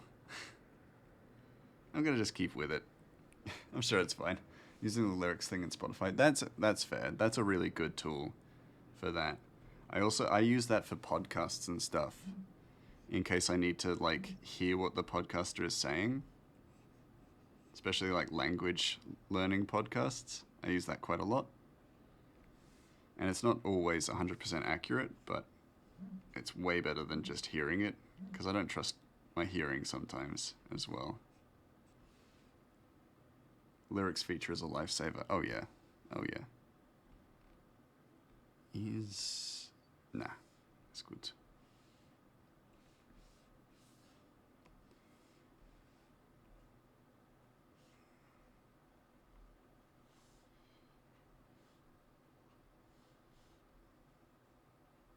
Ooh, also a thing I forgot to say. You'll notice in my stream title, Secret Page Progress, that I'm using basically just to inform people that the next page in this chapter will not be on stream. And it's because it will reveal a big secret that kind of comes out in the... It'll be a big spoiler, essentially. So to avoid spoiling anything for people who are wanting to read the comic page by page, I am actually hiding it. And so it'll be out when the page releases. So for those of you who don't know what that secret page comment is on my title, that's what it is. Essentially, to save you all from spoilers, I am hiding a page, but working on it in the background.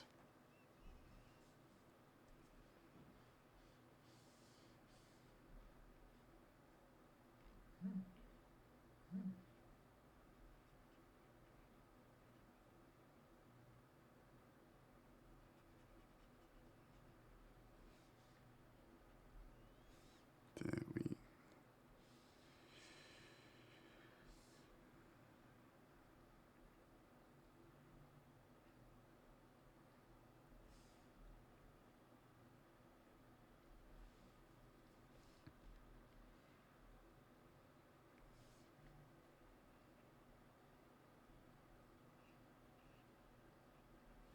Okay. Done a lot of the face now. But pretty much have to cover out pretty much anything that is going to be occluded heavily in shadow.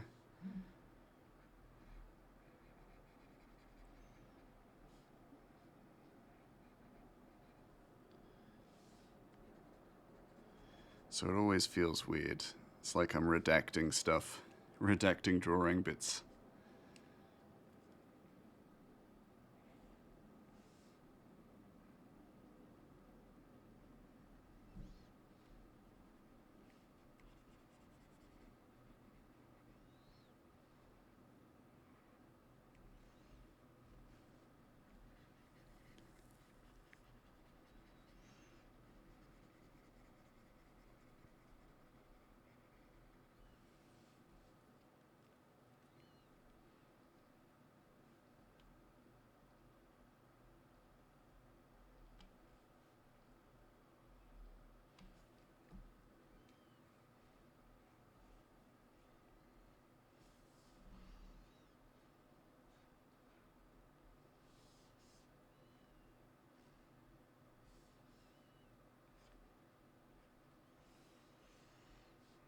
And yeah.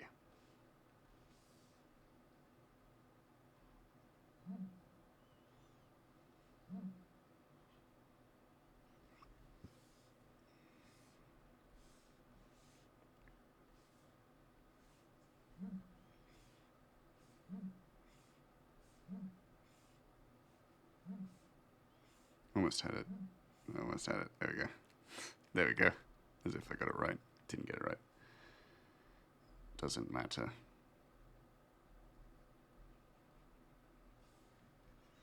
Eventually got it right.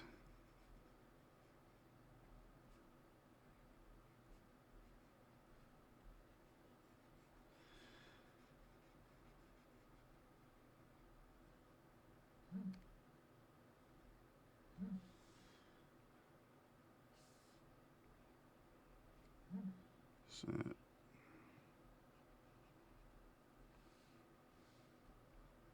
there we go.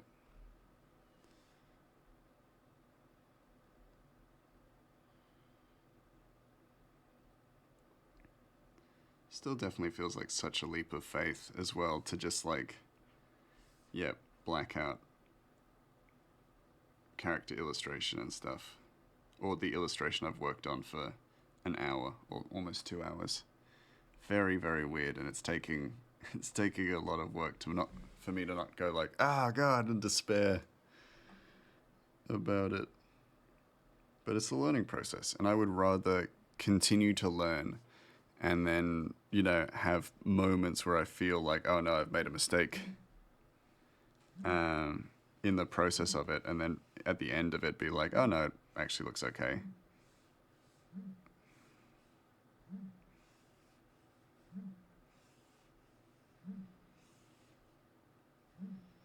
I just go from point A to B and ignore the chin for a moment. There we go. There we go.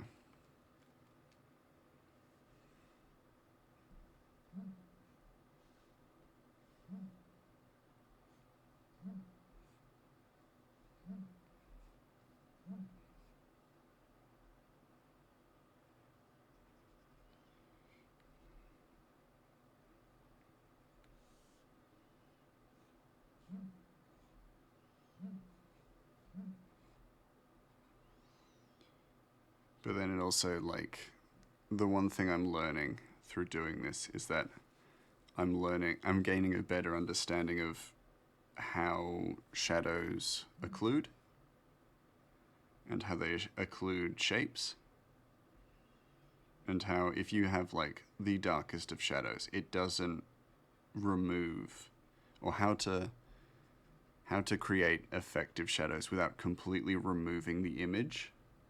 And that's where it becomes that learning process for me, and where it becomes that opportunity for growth. Is that right now it's like I don't know how much or how little to to fill, and I may go a little bit too shadowy, or a little bit, or not enough, like, deep shadows. But then I'll know next time. And like, so I have 2 different layers of shadows that I go through in making a panel. And so like, that's how it looks now. I have the safety net of I can just remove it because the cell shading is a completely different layer. But I like the way that it looks because it is much more, it's a lot stronger. And it doesn't need to go on everything, but just the areas that there would be just a ton of shadow. Like in Ratchet's little scarf.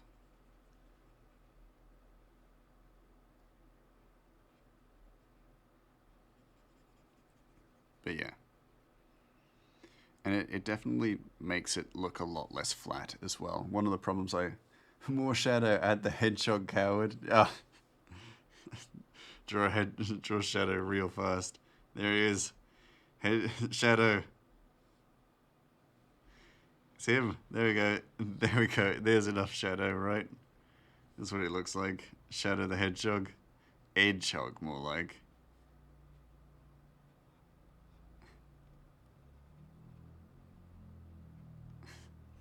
There we go. Now there's plenty of shadow. There he is. Sonic. Definitely breaks my brain a little to think of things in 3D to show where shadow should go. Oh yeah. For years I really struggled with highlights and how they affected our perception of light and how they reflect light. There's just a little shadow. Hold on, let me get rid of this shadow. It's maybe a little too much shadow.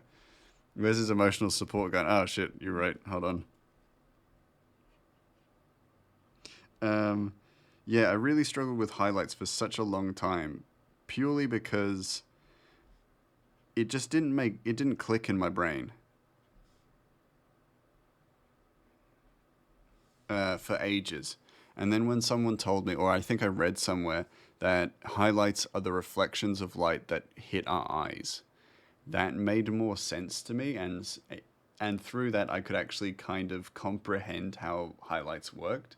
And I still don't think I do highlights as well as I could yet, but there was this almost critically important aspect that I needed to get my head around first before I could do highlights properly. And I think it was the same for shadows, but much earlier on. See a shadow. Speaking of shadow, by shadow, is that it required wrapping my head around an aspect of shadows that I just didn't understand. And now with this cell shading version of shadows, it's just another layer to it where I need to kind of wrap my head around the darkest of shadows would occlude so much of this shape, but not erase it entirely. I think of it mathematically. Interesting, son. That's a very interesting way of looking at it. I wish I could do that. For me, I'm horrifically bad at maths, so if I looked at it mathematically, I'd actually suffer. I would just suffer. I'd burst into tears at the dinner table like I used to when I was a kid. Wherever the light hits at an angle, where it does an equal angle. Hold on. Wherever the light hits at an angle, where it does an equal angle to hit our eyes. Oh, yeah. Yeah, so much like with highlights, is that with that angle to hit our eyes. Which I think you've just explained, but yeah. You know what I mean. That's what the highlight goes. Yeah. Yeah, so I think we're on the same page in that respect, in that the highlight goes where the angle would bounce off and hit our eyes. So I think we're on the same page. But you approach it mathematically, and my brain can't handle maths. So we have 2 different but very similar ways of looking at it.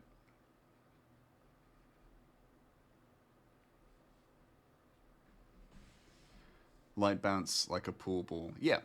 Yeah, light bounces like a pool ball. Yeah, exactly. That is a really good way of putting it as well, and providing a visual kind of understanding of that. And it's still going to be hard to wrap your head around. That's fine, you know, because it's a complicated thing.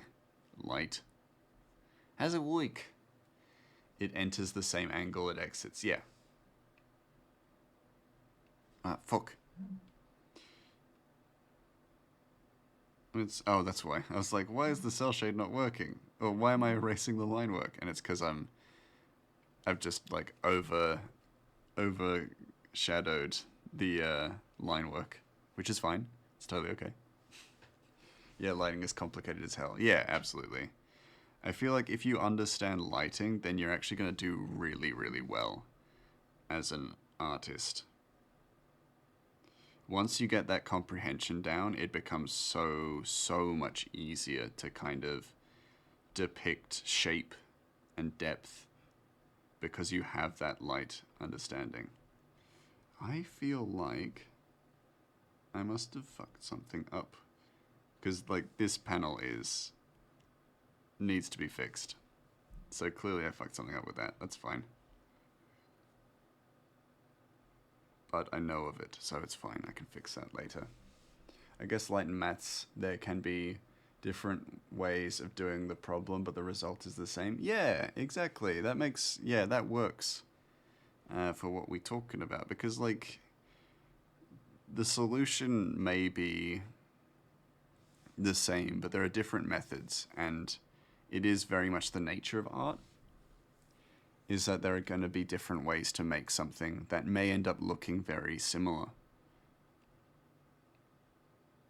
And I'm very happy that I am taking up doing cell shading, and it will get better over time. But it's also but with cell shading, it also gives me an opportunity to kind of improve highlighting as well and work on highlighting more, because there will be a stronger emphasis on highlights because the shadows are stronger and thicker. That being said, rule of cool can also affect your lighting. Absolutely. Sometimes it doesn't make complete sense, but it looks cool, so it works. Yeah, absolutely. And one thing I learned when I was studying cinematography is that you can, once you establish light, you can change it. And that's that saying may not make a whole lot of sense, but essentially that means if you have an establishing shot that establishes where the light comes from, in the next shot you actually don't have to stick to that light, because visual narrative wise, the audience knows where the light is coming from. So when it changes, if it doesn't change in shot, like move in shot, then you can move it anywhere. And as a result, you are actually kind of more free to manipulate light than you think you are. You're more able to manipulate the light than you actually initially think. And I do it a lot with these panels, is that I will establish light in wider establishing shots, and then I will shift it and move it to somewhere else, because, you know, in the previous shot, it would kind of flatten Ratchet's face out, or flatten out a character's face, and I don't want the character's faces to be flat. So you can kind of explain it away with, oh, there's, you know, the dirt on the ground is quite pale or pallid, so it would bounce light back up. And things like that. So there's always a way around it. And if you can explain your reasoning, then you can kind of do anything you want as well. So, no, yeah, there's never an issue. There's never an issue. I'll take a break, fair. You keep forgetting to listen to the song. That's all good. No, that's more important. I'll always be here. Like a rat in a trap, you can always catch me. I need to iron out that saying, but I love it. It's so on brand for me. So, like, don't even worry. If you miss bits of my stream, that's totally okay, because I will probably repeat myself anyway. I'll likely just be repeating myself at some point. Tell you what I was super disappointed about is that there's no Hades art book. And that game, those games deserve an art book. Like, they deserve an art book. It makes my heart break knowing that there's no art book for Hades.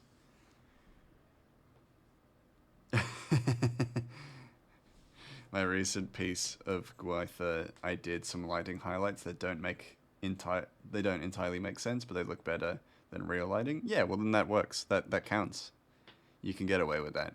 Perfect on brand catchphrase, pun intended. Yeah. Yes, I would, in a heartbeat, I would buy a Hades art book. Like, no joke. I've never played the game.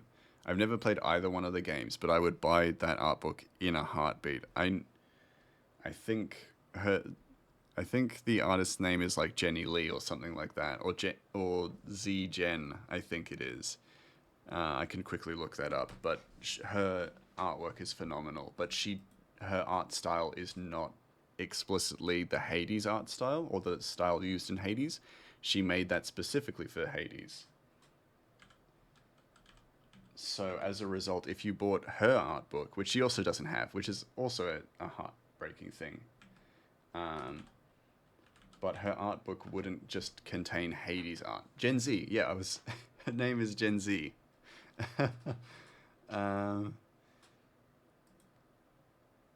her art is fantastic, but it's not all like in the Hades style.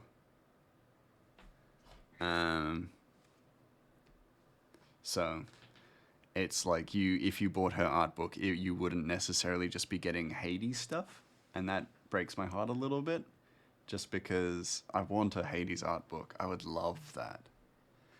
We just know there must be some gorgeous concept art and designs. Oh, absolutely. And it almost feels like such a dramatic disservice to not have something like that available. As someone who adores art books and collects them, without thought to my wallet and finances, I think the greatest thing you can do for a project that you put so much time into is provide an art book. Especially if essentially if it has great art, it should probably have an art book. Sunkoi did a Zagreus cosplay. Also, hello, Smiley. How you doing? I see you've noticed the new emote. I hope you like it. You did?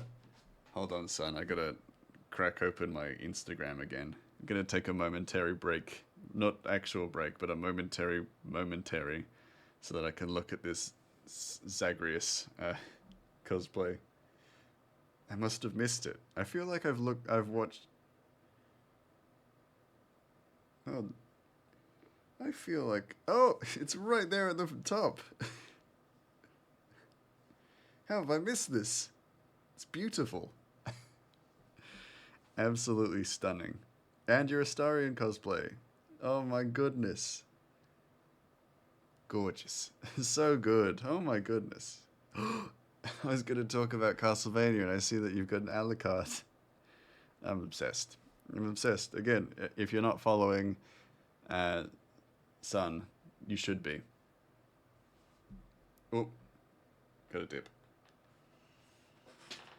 I got a bit dip. Nah! Oh, be back? Maybe. My greatest nemesis, bitrate. My greatest nemesis, the bitrate. Hold on, I'm gonna take a little moment to stretch anyway, just because I've been sitting in this chair for 2 hours. Oh shit. So I'm not actually going to take a break. I'm going to prep to raid out. Maybe. I kind of want to keep going because I'm actually really enjoying doing the cell shading. We're going to keep going. Fuck it. And I'm also loving the chat. So, loving the conversation. So, gotta just keep going for a little bit longer. I can sleep when I'm dead. It's not actually the case. If I just go for a few minutes more, it'll be fine. I'm not desperately needed anywhere tomorrow.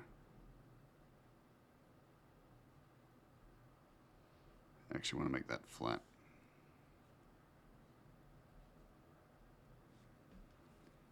I mean, keep going. If you're vibing, keep vibing. You can sleep tomorrow. Yeah, 2 hours later. If I go for 4 hours, then you can be certain there's not going to be a stream tomorrow because I'll be exhausted. I mean, honestly, like, the fact that I have insomnia around about these times is completely unsurprising, surely, because I get most of my best work done at night purely because of how difficult it is for me to stop doing something in the evenings. Around about this time, anyway. We'll keep going. I want to get the cell shading done because for the next few streams we're only going to be doing line work until we get the line work done for this page. And the next few pages are going to be very, very simple. As you can see, they're mostly faces after these two. After this establishing, or two-shot, not establishing shot. After this two-shot, we just got faces, so it's not going to take that long at all. But what I what I usually do after streams is that I'll look at Hades concept art right now, but I'll look at work and kind of build my knowledge of the art style I want to learn from.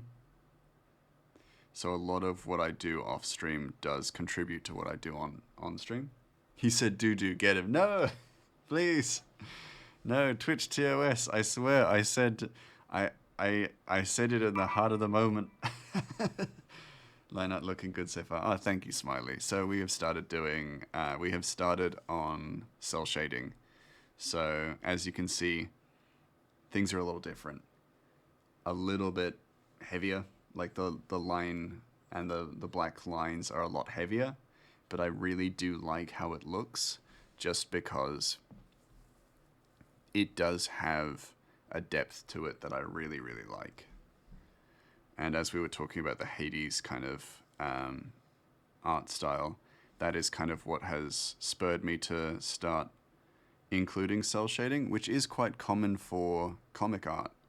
But for a really long time, I avoided it because I didn't know how I was going to feel about the thicker, like dark black lines.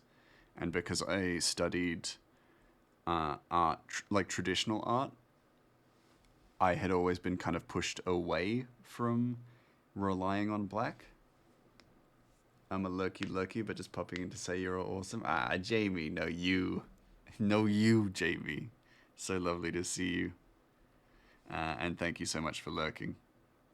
Very much appreciate your presence. It is always felt because every time you're here, everything feels good. There's always a good, like, aura when you're around. I can sense it. I can sense it. I can smell it. That feels a bit weird. Let's just curve it off a little bit. Yeah, that's way better. Yeah. Is there anything more that I want to do? We kind of create like some soft shadow lines in areas where light probably wouldn't cast, or most likely wouldn't cast. These areas being the ones. But it's very minute once you get off the faces. Yeah. Because you don't want to do too much in terms of highlights or shadows when it's on clothing. Because you kind of want the shape to speak for itself, and that's what I've learned through the Castlevania art book, is that the animated series relied very little on highlights, especially for things like cloaks and capes and stuff, because they were notoriously difficult to animate if they had heavy highlights. and for items of clothing or equipment in the Castlevania series that had heavy highlighting or complicated pieces, it was always a real nightmare to kind of animate with them. So very often if a character had a piece of armor or a weapon that was complicated, then it was just completely, like, it was completely hidden. Thank you so much, Crow. I didn't even notice the message. I didn't even notice. Thank you so much. Was it promotions, or were there single cougars in my area? Never seen a bot like that one. Interesting. Very, very interesting. Timing wise, that's fine, because we're probably just about to raid out in a moment. So let me just do the last of the bits. There we go. I think that is... Oop. That is good. Alright, let's get ready to go. Yeah, I love this. I love the cell shading. Slowly but surely coming around to it. But anyway. Promoting nudies. Interesting. Very interesting. Get the frick out of here then, nudie promoters. We don't want nudes, we want noodles. Yeah, clowns. We don't want any of that here. Okay. What we do want here, though, is a nice cheeky raid. So let's see who's live. As always, if you have... Oh, bitrate's dropping. Never mind. I was going to say if you have recommendations. Sadly, it looks like Organized Chaos is live. So you know what that means. We go into Organized Chaos. We want to see a sweet Cap. So let me just set up for the stream ending screen. I'll still be here, don't worry. I'm still here in the corner. Hello, how you doing? But we will set our raid going, because we want to be there. Cap is playing Trackmania. Hell yeah. Alright. Thank you all so much for being here. I really appreciate it. It's so lovely to see all of you. See all of you in chat. It's been absolutely wonderful. As the bitrate tips and falls apart, it is a perfect time to make our way to somebody else. So, without further ado, let us make our way. Let's make like babies and head on out. So until next time, I'll see you all tomorrow. Bye.